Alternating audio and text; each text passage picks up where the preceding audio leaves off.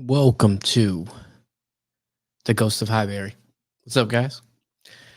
I am your host, Anton Keith. Thank you for joining me for another live stream.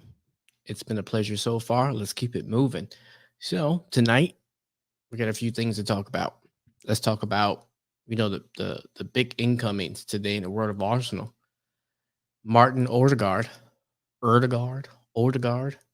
I don't know how you say it, but I think both of them are probably acceptable for a Yankee like me. And Aaron Ramsdale. And we're gonna break those two signings down if we needed them, if we really wanted somebody else. Some of the things I've been seeing online about should we have spent more money and got better? Should we have spent less and got less? So we'll touch on both of those things as the night progresses. If you want to interact with me, I'm on Twitter at Highbury Ghost US. And you can see it right on the border. But yeah, I just like to remind people because I'm trying to grow the Twitter feed to great engagement, and trying to grow this live stream. So we also are going to talk about the whole COVID-19 with Abalaka Runnerson William kind of ordeal. It was so strange. That rollout was just, I don't know what was going on with that. So we'll touch on that too. Um, And then finally, I want to talk about the rest of the team news, how the team looks to you, how it's looking so far. Do we still need incomings? I know we definitely, all of us would agree that we probably need to sell a few players. And so who should that be? Now that we got these two guys in, that makes a total of 5 players that we've gotten in so far this summer. So we definitely do need to trim the squad. But do we need to trim the squad? And so that's where we'll end the night there. So it's been a pleasure. Do me a favor. If you like this kind of content, do me a favor. Give me a like for the video. Please subscribe. Let's grow the ghost. Let's grow it. And I've reached out to a lot of, especially US and some based in the US, a lot of US based accounts because I want to interact with them and start getting them on in podcast format as well as live stream format. We're gonna do both and just get our voices heard and have some great discussion about the future of Arsenal Football Club. So, without further ado, let's jump. Let me share my screen for a little bit and show you our first topic of the night, and that is, of course, the new signings. These two guys right here, they look great. Um, Odegaard and Ramsdale. And so, of course, everybody knows um, Odegaard was here for the second half of last season, which ended a whole lot better than it started, considering. I'm going to put that into context. It still ended extremely poor by our standards. And I think that's what sometimes where we get into this problem, like within our own club, within our own supporters. We have a lot of debate about where our standards should be. Like, should we just accept that every club goes through highs and lows? Some people start off at low and now they're currently up high. Some people started really high and now they've tanked. I would say at this point, I think we've had highs and lows. If you look at the overall history of the club, started off pretty well, and then we've had some highs and lows. And right now, I say, we've hit eighth twice in the past 2 years, which is historically low for this club if you look at our records across time. And so, yeah. So anywho, back to Odegaard. He was here. He's been here for a while. Great player. I think he showed flashes of what he can do. um, I want to say I hope that he has been holding himself back a little bit because he's on loan and he's been on loan for the previous I don't know how many years. This guy's been on loan, but he's been on loan a lot over the past 5 years. He's gone to several different clubs and done his thing at a few of them. Some of them okay. I would say um, if I were Real Madrid and I was looking at the you know, giving him a grade on how his loan went over last season, I would probably give it between a 6.5 and 7. His stats weren't pretty. However, he did have an impact on the team. And I think if you send a player on loan, one person can't really affect a team or a score outline or a score outlook. I know one play can, but it takes a lot of effort from all 11 players to affect the score one way or the other. And so I did think he did have a positive impact. And I think and I hope that him coming in will sort of give him a boost. I mean, from day one, it appeared that like the club kind of fell in love with him. Like it or not. I don't, know how you guys feel about that, but like it or not, the club fell in love with him. The manager fell in love with him. I mean, they kind of, it seems like they made it apparent that they wanted him to like stay here. Like, you've seen all the Fabrizio links and comments and stuff that made it appear like he was always the guy that they wanted to get in. But, and from his standpoint, his point of view was always, I'm gonna make it at Real Madrid. I mean, he went there at 18.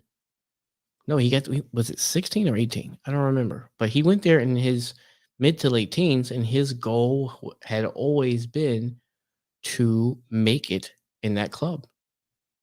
And then when it became, and then, remember when the season first hit and all of a sudden Zidane's gone, Carlo comes in and he's thinking like I don't know what he was thinking, but I assumed he was thinking like, well, I've matured since then, and everybody knows those comments that you know that Carlo made about him when he was a young guy. But now he's has since matured. He's been in a couple La Liga teams of the year for other clubs outside of Real Madrid, and he probably thought that he had progressed to the point where he deserved a shot. And so that kind of put Arsenal on hold. And I think that's where the whole James Madison, and I don't know, we still might get Madison. Some people think that they can still fit in a team, like they can interchange between 8 and 10 or something like that. I don't know. But but it kind of put us in a holding pattern. It was almost like we're gonna hold it out and we're gonna take a gamble. Because that's what it was. It was a gamble. They gambled that he wouldn't fit into a Real's plans and they would be able to pounce on him, which they did, and it worked out. But had it hadn't worked out, I wonder what their contingency plans were. And so we've seen we've seen the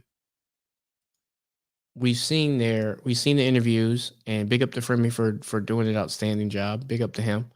And he looks excited to be here. He looks excited to be back. I mean, even his Instagram comments. I mean, and he made it known that, like, yeah, he gave it a shot. He really wanted it to work at Real Madrid, but it didn't. So now he's back, and it seems like he's fired up, which is what I would love. I would love for him to be like, you know what? Okay, I'm gonna show you Real Madrid. I'm gonna show you. It's almost like but not just like, but almost seems like a Paul Pogba kind of situation where they kind of let him go. He came as a young player, very highly touted, very, very, but he just couldn't get into Man U's team. And they ended up selling him. He went to Juve and blew up. They ended up bringing him back. Now, I don't want to see that happen here. I mean, unless they offer some ungodly amount of money to bring him back, and they do get first refusal. So we'll see if he over the next 2-3 years, if he blows up like Nitro, and all of a sudden his value goes up to 60, 70, $80 million, then and he gets that itch about wanting to jump straight into the starting lineup, and he knows he'll start this time. Would he go back? So, but overall, great signing. I hope he does well. I wish him the best. I wish that he was playing on Sunday, but because of visa issues and things like that, they just can't process his visa fast enough because of Brexit and all that good stuff. So they can't. He has to you know go through the visa process the kind of old fashioned way, if you will. So, but yeah, I'm looking forward to seeing him play. I'm looking forward to seeing him. He is another person, captain of his international team, another leader, young leader, but leader nonetheless. And I know that's kind of been a problem. And I've seen some pundits talking on podcasts and radio shows and things like that, and YouTube shows that saying that we don't really have any leaders in this team. Well, quietly, we are building some leaders. We have brought in some leaders. Sambi's was, I don't know how you guys look at it, but Sambi was captain of Anderlecht. Tyranny was captain of Celtic. Okay, I mean, so we're building leaders. Okay, so I don't know, I'm sure Arteta's trying to reestablish, with young, hungry players. I know for the past 6, 7, 8 years, we've kind of mixed, kind of wily veterans, guys who, we're going to give a shot here and see if they work out, or guys, you know, who, may or may not work out at their previous club, and let's see if we can elevate them here. And it really hasn't worked out. Now we're going younger. You know, will we pay for that in the Premier League? I just think it remains to be seen. But the veteran and the old, I don't want to say the veteran of the Premier League, but the veteran, like the older, the statesman, if you will, of this, summer transfer market has been Ben White at 23. Everybody else is 23 and younger. I think that's great. You know, if I'm going to give a young player a chance to grow, and then we have to quickly renegotiate and give him a pay rise, I'd much rather do that than come in with and this is no disrespect to Lacazette, but giving Lacazette coming in big money when because he really wanted to go to Atletico, but because of the ban he couldn't. So we bought him for 50 million and put him on 150 a week, and he hasn't even hit 15 goals a season yet over the course of 4 years, you know? And he was supposed to be the finished product. He was supposed to be the person that came in after Giroud and elevated us from Giroud, but he never did. Great player, great work ethic, great, he ticks all the boxes except the production part, which is where we're missing, why we have been slowly declining from that Champions League class caliber of team down to eighth for 2 years in a row. And while we have hit the Europa League semifinals and finals over the past few years, we haven't crossed that bridge just yet. We don't have that trophy in our cabinet.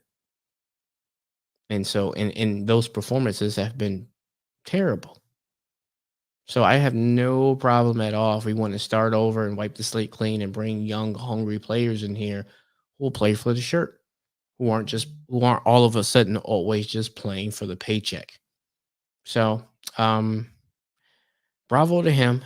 Bravo for him wanting to come back and prove himself. I really hope he gets out of the gate hungry. He shows us more. He shows us really his worth, what he's really, really made of. This is his home now. And I think for the first time since he was an early teen, he really, really believes he truly is home. And I hope that the fans that do go, because I know they're having some trouble selling tickets, to the game against Chelsea. But when I'm sure he'll be in a box or something, watching a game, watching his team. Hopefully, when the camera pans onto him, and they put him up on the screen, that we really, really, really show him a lot of love and help him feel home.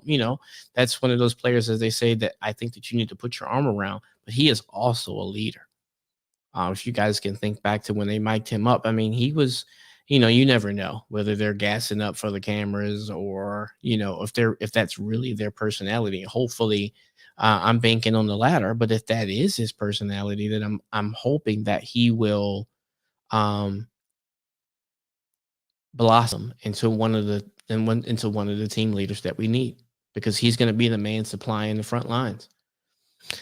So yeah, that's Martin. And so let's move on to Aaron. And so with Aaron, this has always been a battle. I mean, from day one, about a month ago, when the rumors started coming out that, that we were trying to get this deal done, and Sheffield wanted $40 million, and I don't know if it was his skill set or the price tag. And I think that, like, if we're having this conversation, if we're honest with each other, if we're bringing in a keeper, a backup on potential, based on potential, because based on potential, Willie paid $17 million for Sambi Lakanga, and his value has probably gone up over the course of two or three preseason games and one Premier League game. But Willie spent 17. So is this but we have a guy who has been in either the MVP of the team, wherever he's gone, and a leader, and people love working with him over three different teams. But we spent close to, depending upon who you believe, 30 million euros or 30 million pounds for a backup goalkeeper who said they're all the right things. Because whatever you want to believe about Leno, I mean, he's coming for that spot. There's no way we spent more. He is the most expensive keeper we've ever brought in, and he's going to be riding the pine. I think that Leno's rope is very, very short. And I think that if he doesn't start to command that box, make better decisions with his feet, he is going to find himself on the bench for the rest of his contract, which is probably the side eye that they're kind of giving him. Like, you haven't really committed it to us, because I think he's made some monster saves, but at the same time, he's made some almost bonehead like plays. And so I think that he has been given enough time as a number one, and I think that we saw he hasn't really been pushed. And when we tried to create a position where he was pushed by Martinez, Martinez wasn't patient. Whatever we want to believe me, right now, I'll show you guys on stream one day. I have a Martinez kit. That's how much I liked Martinez. But to sit up here and say that the club didn't want him and they were, sick of him or whatever, and they just, the first opportunity somebody offered some money for him, we got him out of here. That's just not what happened. And I mean, it appears, was I in the conversation? No, but it appears, and he talks about it. I mean, he doesn't every week, but we just, we like to say that he talks about it every week, but he blew up when Leno got hurt against Brighton and Martinez came in. He dominated. But before then, let's be honest, we didn't have many problems with Leno at all. Everybody makes the odd mistake, not Xhaka level mistakes, but the odd mistake, right? And he made he's made a small amount prior to that. And so there was really no reason to, I want to say, just off top, just drop him. Like, he didn't make a mistake that said, all right, well, you need to chill for a while and make it this other guy in, build his confidence up. Let's see how far he goes on a run. If he messes up, then I'll get you back in, or we'll have a fair competition. And it sounded like what happened is when Leno came back, Leno had a lot of credit in the bank with the manager because he's probably saved Arteta's behind a couple games. And Arteta said, you know what, best I can do is just going to be an open competition. But for right now, he's my guy because he has saved me a bunch of games that I can list down for you where he's done. Thank you for going on this amazing run, but you played out of your mind. That's the problem with that, was he played out of his mind. Martinez was at the club forever. He never showed that type of, like he had skills like that.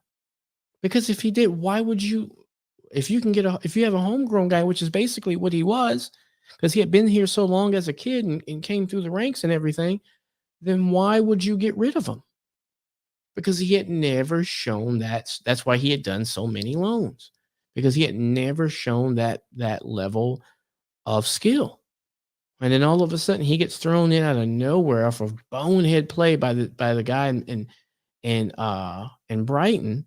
And then all of a sudden he is like all of a sudden he is the Roger Clemens of the football world. I mean, he is just shutting the door. He has, amazing saves. He's commanding his box.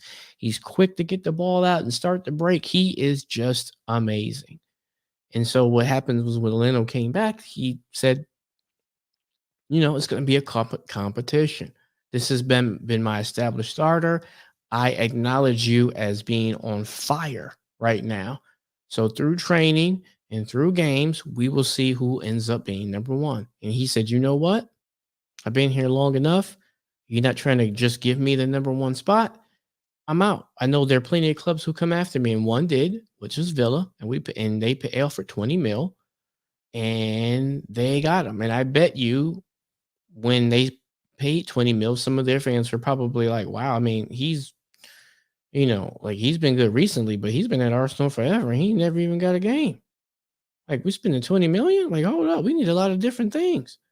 But he hit the ground running and showed that like he is probably closer to what he has been showing than some sort of a fluke. So he's been balling. So now the club has probably said, you know what? And Leno, to be fair, has, and I don't know, I'm sure it's a combination of things, the people in front of him and things like that, his lack of just kind of awareness and sort of bonehead plays he makes. Some of the plays he made towards the end of the year last year, it just left me shaking my head, during games because, we're getting used to it where, somebody's going to make a mistake towards last year. Ceballos, you know, Xhaka, Leno making the mistake and just giving up a goal. I mean, it seemed like it was gonna like we just have one in, like they're gonna get a goal off of a bonehead play. Anyway, so they're like, you know what, we need to push this guy to figure out whether he's gonna get to that level that he was pre-injury, or if we can do something better. So we're gonna bring in somebody on the way up. We're gonna give him a shot, and that's what they did by bringing in Aaron. Now, because and here's what I believe, because it is so apparent that we need a Jaka replacement. I'm not gonna, we're being nice when we say we need a partner for Partey. Yeah, because I mean, Partey has a partner. His name is Granit Xhaka. We just gave him an extension. But if we're being honest with ourselves, I don't care how much money he's on. We need somebody to replace him.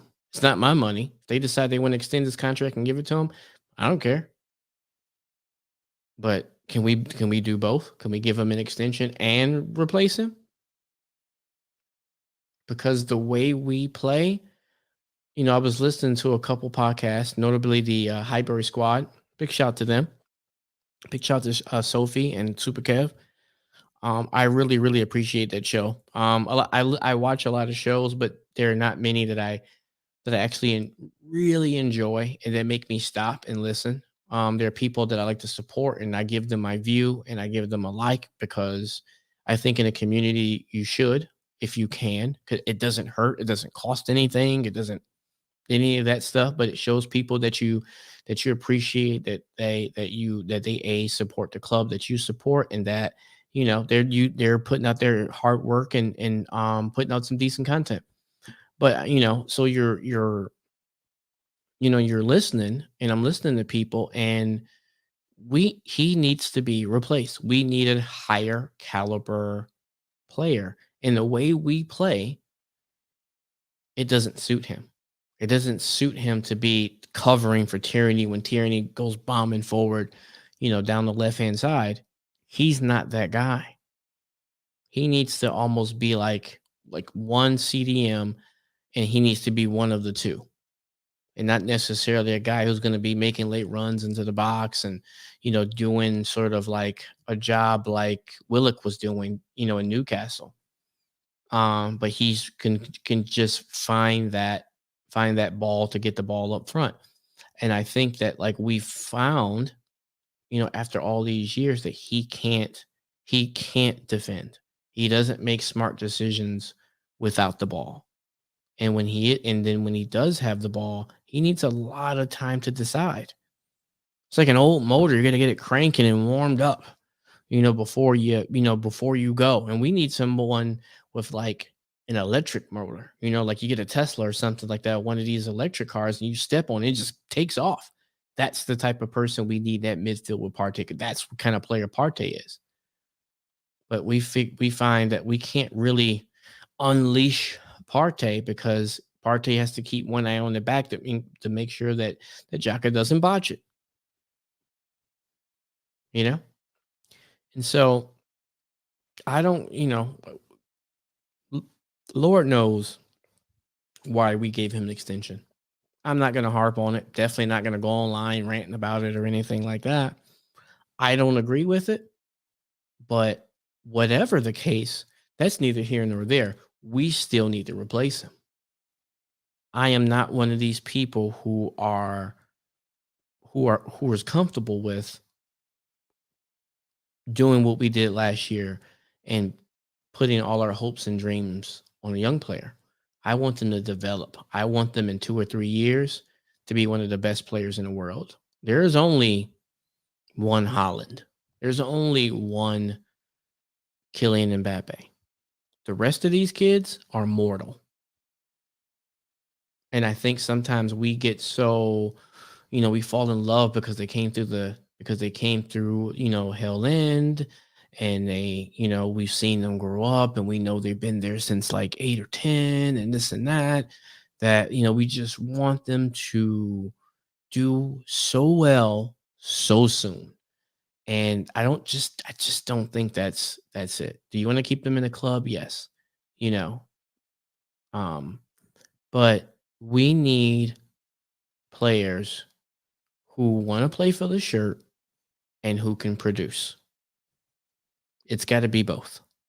And there are players out there. There are scouts out there who watch people play all the time. There are analytics and data and all this type of stuff that'll identify people who have the skill set who produce on a consistent basis. That's that's we don't have that. So that's what we need. So we need to replace him. It's been here's my take on the whole, bringing both these guys in. I'm happy.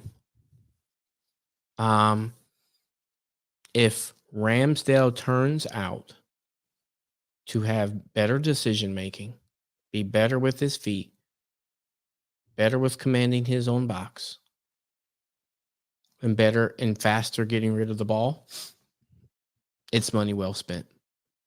We only care about the money because we have to replace Granit Xhaka and we need to replace Hector Bellerin.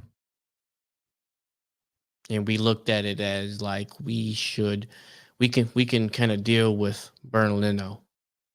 But if you watch the games, a lot of the problems start with Bernardino because he is just holding onto the ball for like an hour. And I find myself screaming at the screen saying, "Bro, get rid of the ball." He's like a pitcher that just has like a long set. I mean, he's in his glove, he's this and that, he's talking to himself, he's messing with his hat, he's with his beard, he's fidgeting around. He won't accept any of the signs from the pitcher, from the catcher. No pitch is good. No, I don't want to do that. No, yeah, no, no. Okay, mess around. Let me step off. That's the way I feel. And that's the way I feel when I watch him after he has to start. He starts the possession. He is the center. If you're talking about American football, he has the ball. Whatever if it's a good snap, we're off and we're rocking and rolling. But if it's a bad snap and he's put somebody under pressure with one of his passes or he kicks it out of play or something like that, then we're right back on defense. So if Ramsdale can improve everywhere where Burn Leno fails at, it's money well spent. I don't at this point, I don't care how much he costs, and I don't care what he did at other teams because I thought that we were supposed to be a little bit higher than Sheffield United and wherever else he played. That's where we're supposed to be. So that means we're supposed to have better defenders. We're supposed to have better central midfielders to keep him out. To keep him, he should just be watching the game, making the occasional stop, being at center, starting possession. And if they've taken a look at him and said, you know what, he can do the job better. Can do the job better. We can let Leno go next year. Then go for it. And I know there was a lot of well, we should have gotten Andre Onana, right? But Andre Onana can't play. I know he had only been $8 million, and I think money comes into it. And I think that there would have been a bigger shout had Andre Onana could have played today. But if he could have played today, he wouldn't have cost $8 million because he is probably one of the 20 best keepers in the world. And you don't get one of the 20 best goalkeepers in the world for $8 million or $6 million or whatever it is, right? He got that because they wanted him gone. He's still suspended, and then he's going to go to AFCON. So if you get him, you're kind of banking on having him for next year. And I think that's where I think that Arsenal fans were willing to accept that and say, you know, all right, I'll do Leno until next year. And then, then, we'll bring him in and he'll be the number one guy. Let's spend that money somewhere else. We get him for 8-10 million. And then we got another 15-20 million to put towards somebody else. I could rock with that. But I also look at Burn Leno week in and week out. And if the way he wants to play, he needs a goalkeeper that's good, that's assured, that's commanding. Even if I don't really see anyone who's good with their feet under pressure. I don't. I haven't, to be fair, I don't watch a ton of other games, but I don't see like this perfect keeper out there who is just, like, oh my God, he is like a quarterback with his feet. He is pinging passes left and right, and pressure can come, and he doesn't care. He'll get the ball to you. He'll drop it right in the center. He'll put it right on your heart. I haven't seen that guy because this is a fairly new thing. This is everybody trying to play pep ball. Right? And it's definitely Arteta trying to play pep ball because that's the only thing that he knows.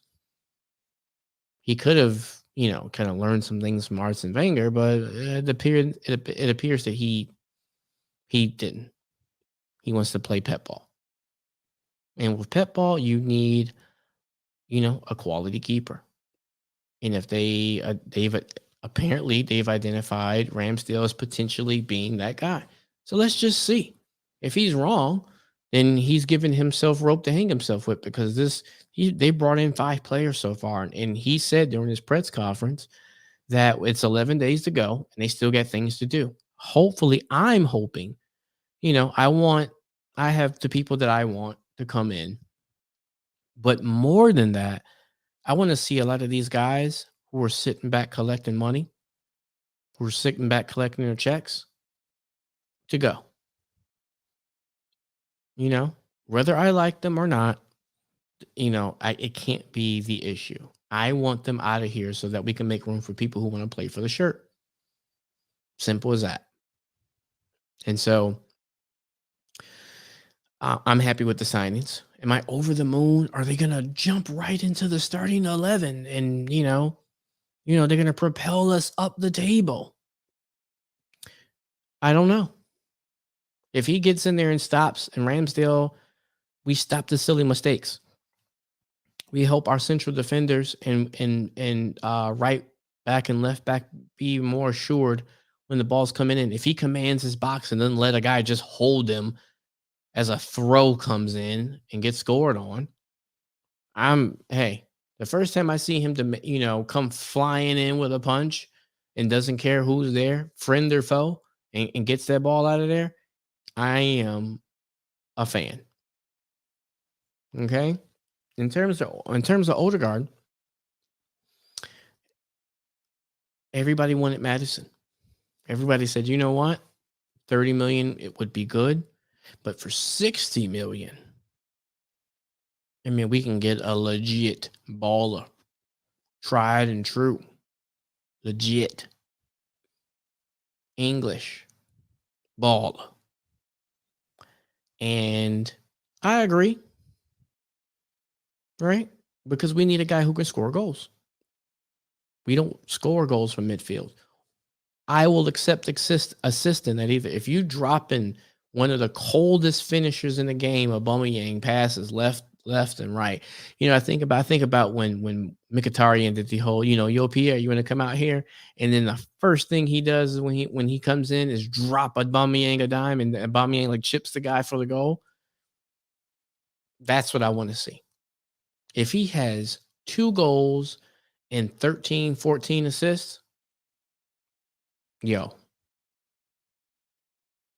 yo, that's what I'm talking about.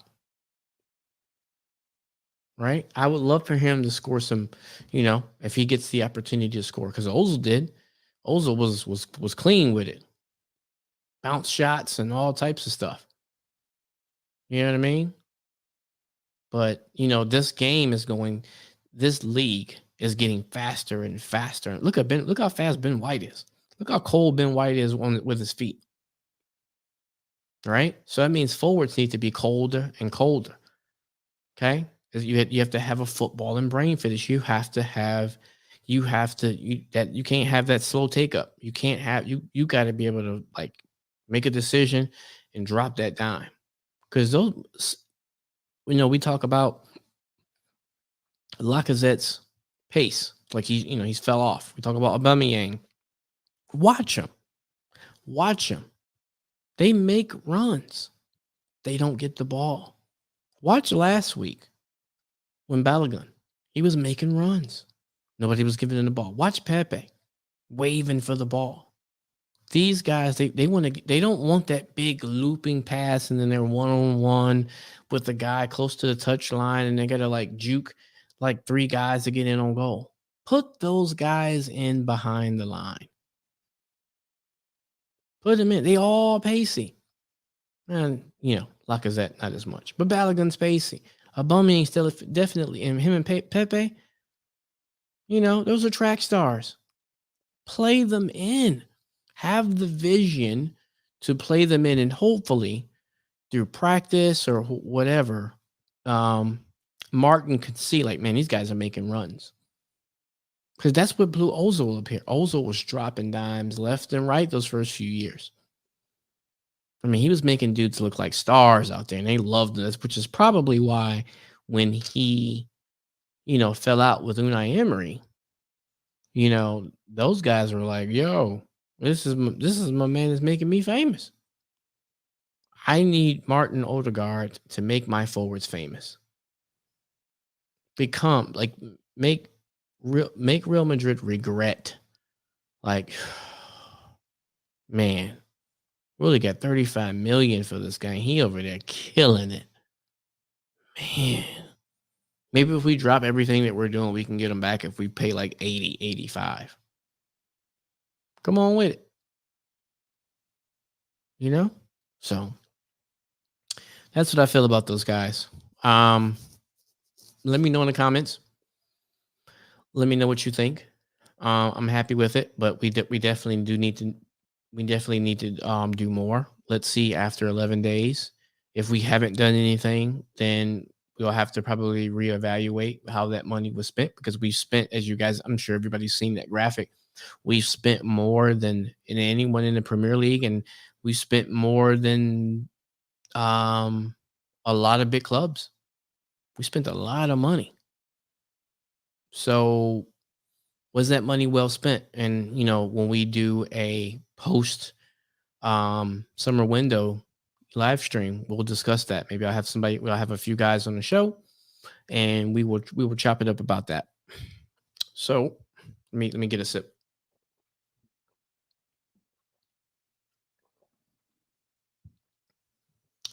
So let's talk about this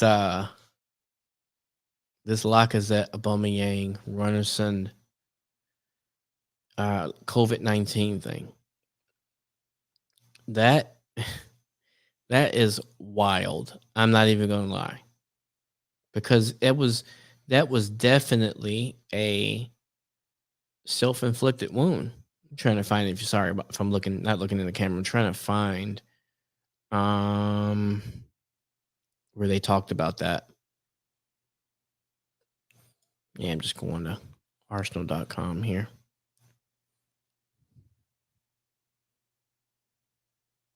Yeah. So let me add this to the stream. Oh, not this. Let me remove this. We don't need that. Share that.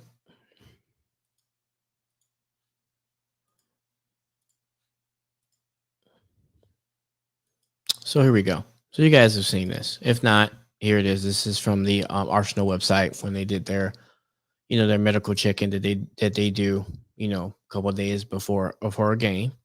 And here we go. Oba tested positive. He was unavailable for last Friday's match at Brentford. He's now COVID negative, and she's trying to play. Right. Lacazette testing positive was unavailable. Alexis still recovering, will not be available for Sunday's match. Then we get down to William. Oh, I'm sorry, Alex Renison tested positive, was unavailable and still recovering. And then William also tested positive, and is adhering protocols. Health and fitness will be monitored ahead of Sunday's match. So these four guys that all of a sudden we didn't know where they were. Right? And so because we didn't know where they were, like the day of, so it sounds like they knew. Of course they knew, because everybody has to get tested all the time. So they knew. So four guys test positive for COVID-19. And they're probably thinking, yo, I don't want to play this game. I mean, I want to start the season. But to start a season and then the day of lose Alba and Laka, I'm sure that's not what he was thinking when he went into what he was thinking about going into that game. So he probably was thinking, yo, they're going to cancel this. But the Premier League said, first game of the year, cancel because of COVID.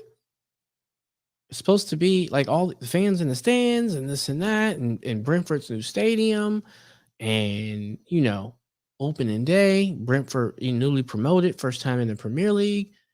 Nah, we ain't canceling that. Just tell them dudes to stay home. Straight up. We ain't canceling. Ain't no much money to be talking about. Nah, we ain't. That ain't the way. We ain't doing that. That's what happened, right? So, and then on top of that, they probably told the team, "Yo, just say they're sick."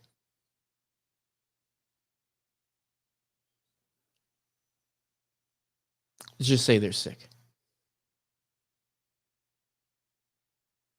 It's embarrassing. So now what happens? We do what we do. We start thinking like, "Yo, game one, we ain't got no striker." So what have we done? We've made it seem like Alba and Laka have created some sort of revolt inside the locker room. We have all these people who are like abandoning or bailing on or piling on Balogun, saying he's not ready, he's not this, and we thought he was that, and now he's not. He didn't show up. The game is too big for him. He wasn't prepared. All because of trying to save face in front of in the face of a pandemic. It's embarrassing. You've thrown three players under the bus to save face. Now, I'm not saying that you should have canceled the game. I don't know. I don't know the circumstances of it. I don't know who they were around because you have to test everybody. And I'm assuming that everybody else who was in and around the team has tested and tested negative. Right. So, but you could have been open and honest. So if all of a sudden we thinking like, oh yeah, we getting rid of William like today because he not there. Runnison, we getting rid of him today. Oh, okay, cool. We good with that. But Auburn Locker, hold up. Then all of a sudden, all this Barcelona crap comes out of here because, because these snakes out here, they're trying to, they doing stuff for click. They twerking for clicks. And now you get the fan base riled up. Oh, Arteta's a tyrant. All these, they're taking his face and putting it on the Taliban and all this type of stuff. And despite, you know, I know it's like supposed to be funny. I do. I mean, but there's levels. There's levels to banter. Like I don't know if I would be cool with you putting my face, into people, until like, barbaric tyrants. But whatever. Yeah, that's the way you want to rock, go for it. But because you had to keep a secret, you've now tried to make enemies out of one of the fans' favorite two players, three, because people love Balogun. We gave him the sign the team thing all last year because he wanted to go somewhere, which I think he should go somewhere on loan and play, maybe in Germany or championship or something like that. I do think he should do that, right? But he wasn't preparing. Now we know he wasn't preparing the week of he wasn't getting those first team reps to get ready to go and getting that special coaching and this is what you need to do and this and that. Yeah, every professional should be ready to step in, but that's assuming they're at the same level. If all of a sudden Aubameyang gets sick and Lacazette has to step in, or Lacazette gets sick and Aubameyang has to play up front and he's fit, that's a different story. We're talking about a young man whose Premier League starts are still in the single digits. And because of your secret, you put him you made him look bad. You made him look unprepared and unprofessional and not ready for the big screen or the big stage. So was it worth it? People saying we should have canceled the game. I don't know. I don't know. If it was just those four guys, everybody else is testing negative and feeling fine. I have no issues with going with the game, but say that. So we can say, like, you know what? Yes. Okay. And I'll preface this with it. I'll put some context on it. Yes, we should still beat Brentford. We should still dust them off. Yes. We should be dusting them off no matter what. I don't care. We should be dusting them off. But we didn't. But with that information, okay, going into it, we know that Balogun probably hasn't gotten those first team reps. Okay. Hold on. What is this? Um, we know that they were actually sick and it wasn't a revolt. And we're trying to get the team, isn't, what did they say? They're not happy with, how hands-on he is, when they're trying to practice and him stepping in and the players overwhelmed and maybe we need to get them out because they're not smart enough to get his plans and all of this trash that came out. We looked like fools, right? But you got to understand, people are here, like what I did. I went on a delete streak. I'm not blocking. No, I don't need you in my life. If you are here twerking for clicks, you got one less follower. I got two accounts. Highbury Ghost US and my personal account 703 Jits Love. Okay? You got two less followers. I don't need that. I don't need that. So I think that our we this would be a better week. This would have been a better 2 weeks. We would still been down in the dumps because of the way we lost. And who knows? I don't know if the way they were thinking, were they thinking like, "Yo, do I secretly have COVID? I don't mean it's just not showing up." You never know. You never know. So like we gotta be careful who we choose to be the person who provides us with news, because these dudes be out here twerking for likes. It's not cool. So yeah, so I just think we would be in a better position had they would have been honest and said, yeah, COVID-19 has got those guys can't play. Everybody else tested positive. They're here. We're gonna rock with the people we have. And Arteta comes out and says, yeah, I mean, wow, this kind of came out of nowhere, but we should be good enough to beat Brentford. We're gonna do the best we can. We're gonna play with rookies up front. So going into the game, the people in the stands, you would have been like, oh, okay, well, let's cheer them on, which we did, right? But we're thinking like all of a sudden he was just like, y'all get out of my practice. Get off my team. Y'all stay home. I say y'all sick. I don't want y'all around. That's what these frauds had y'all thinking.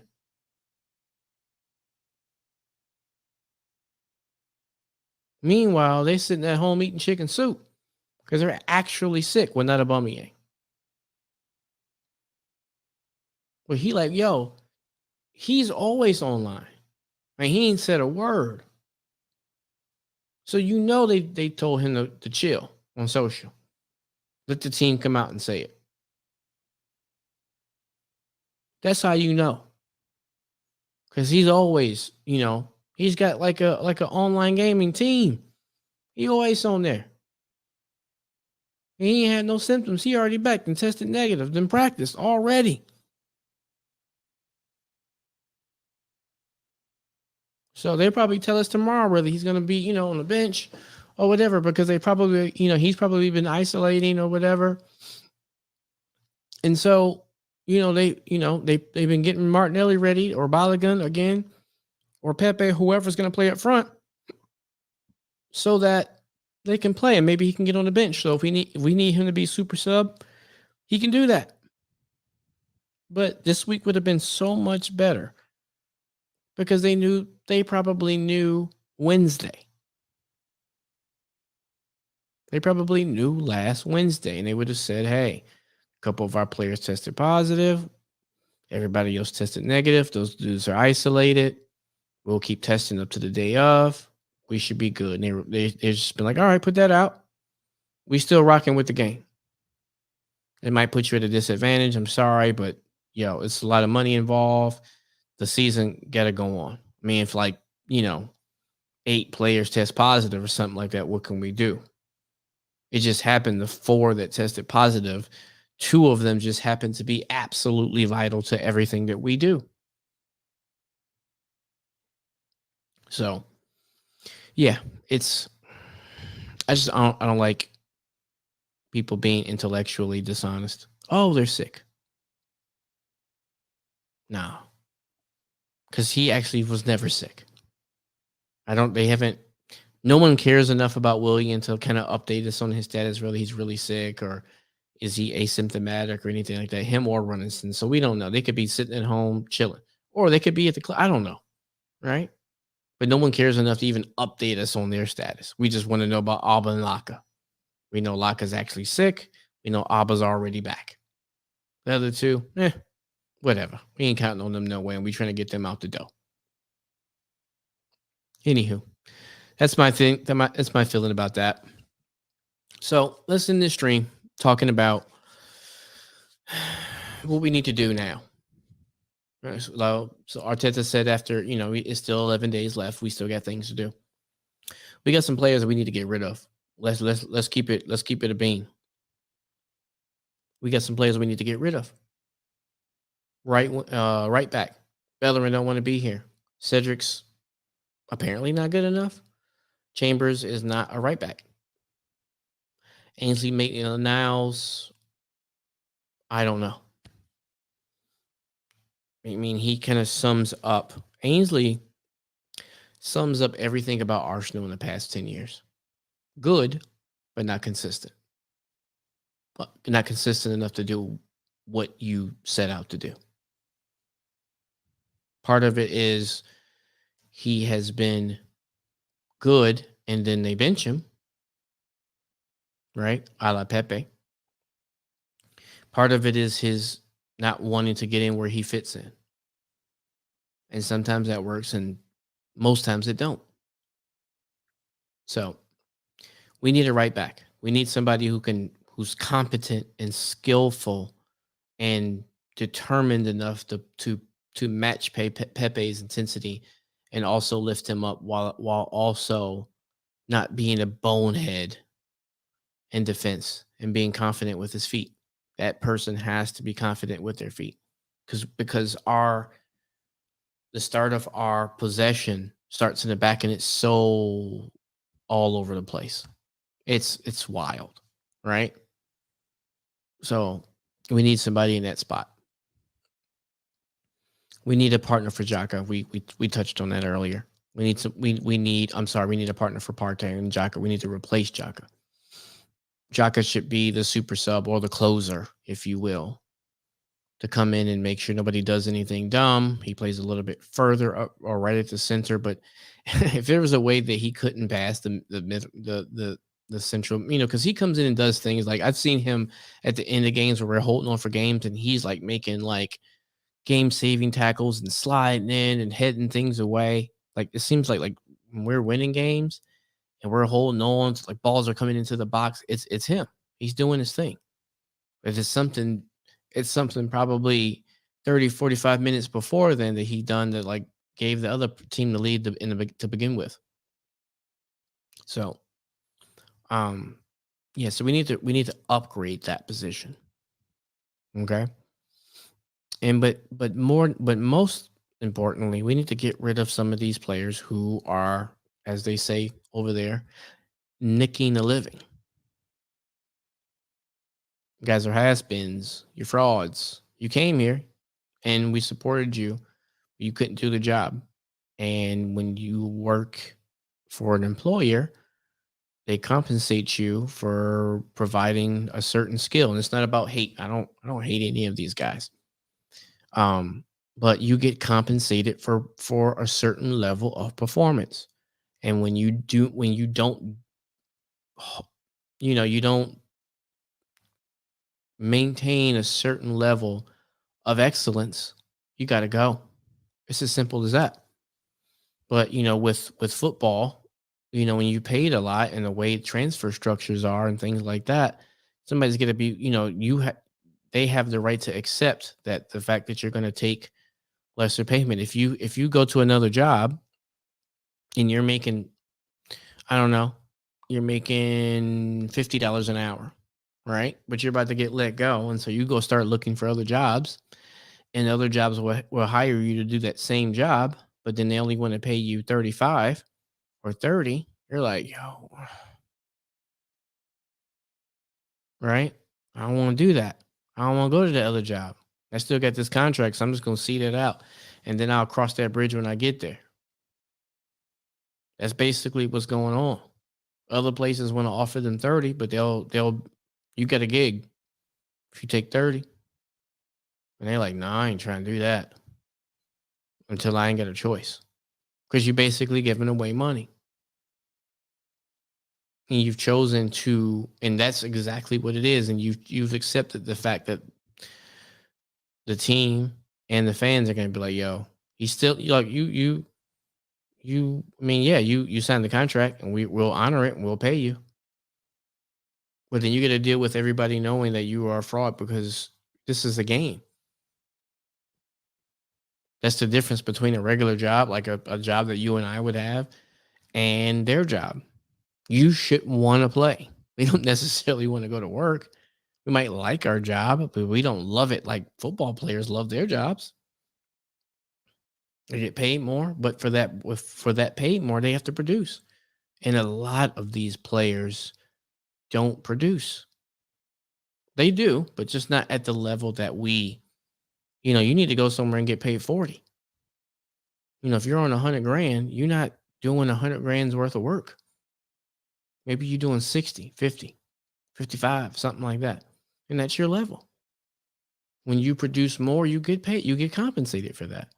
But a lot of these guys over the past 10 years are getting paid 100, 250, and they're worth 40.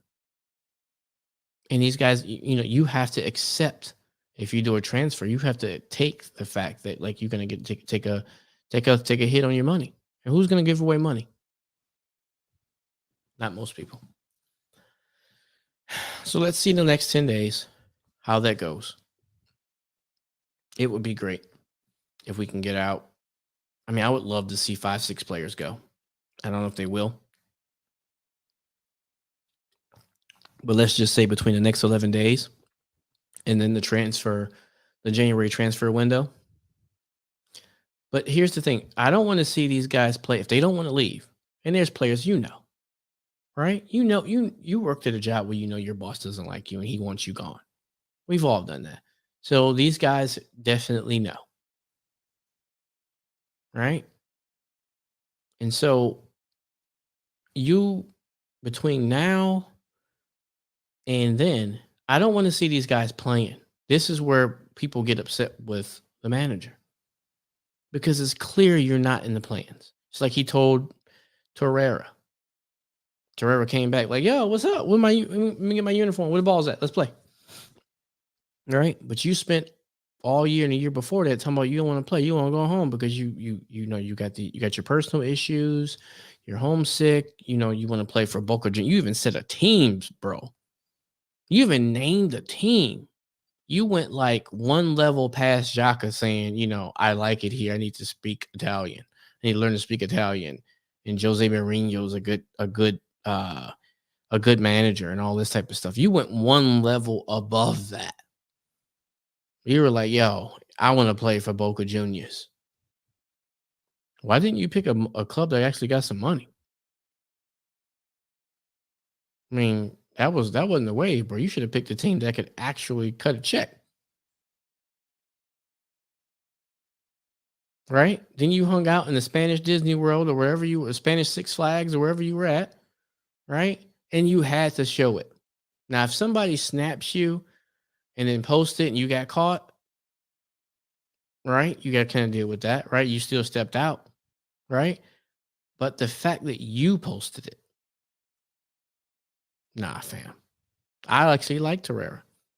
I think that he is technically and intelligently, in terms of footballing sense, better than Mohamed El Nini and Granit Xhaka.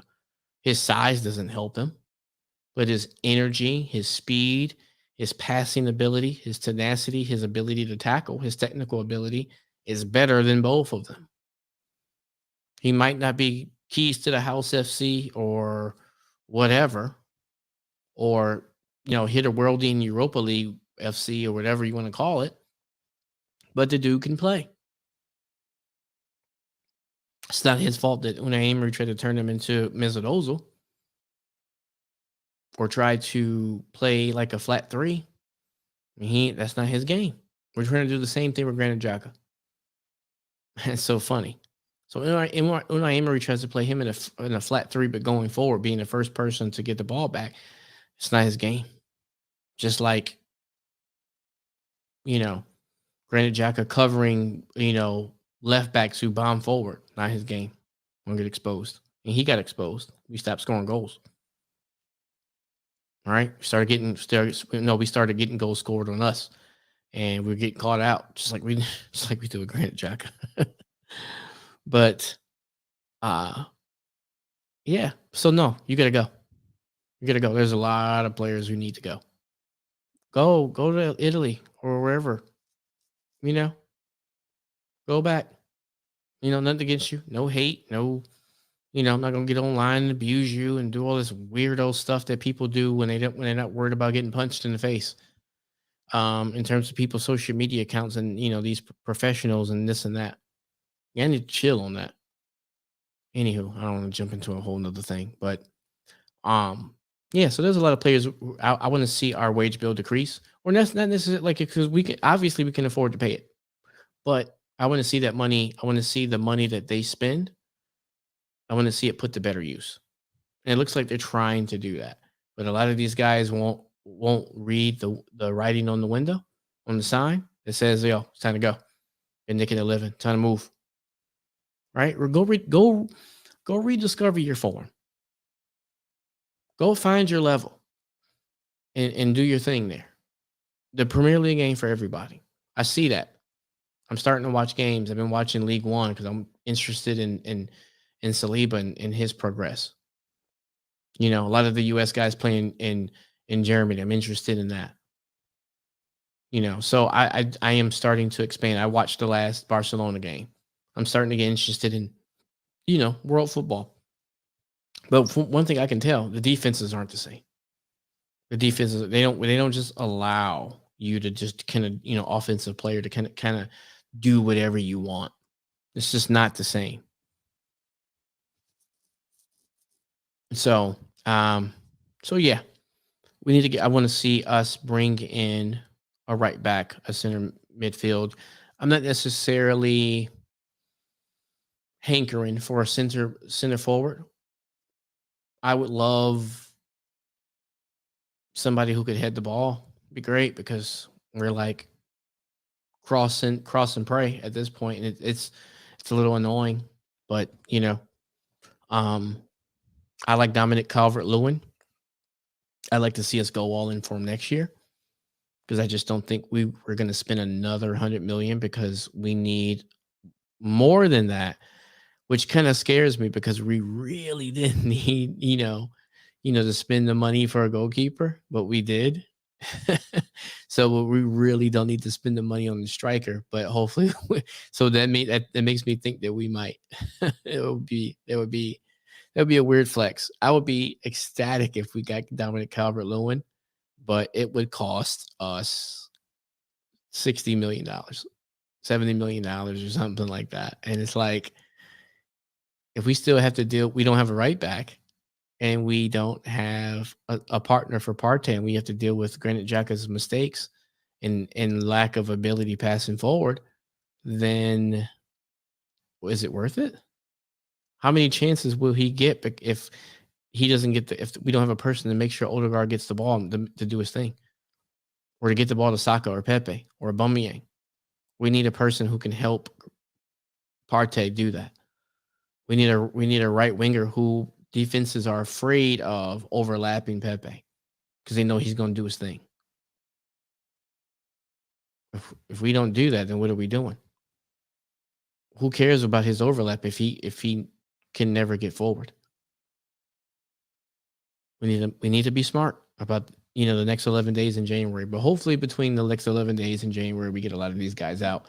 They read the writing on the wall and they go find themselves new clubs and play. I don't wish that they go away and become delicatessens or something like that, or work at Foot Locker. I just, go play somewhere else. Great. If Hector Bellerin wants to leave, go find him a club where he can play. Find your level. Mo El Nilni. Let him go play. Ainsley Maitland-Niles. He wants to go play midfielder somewhere. Go find a club.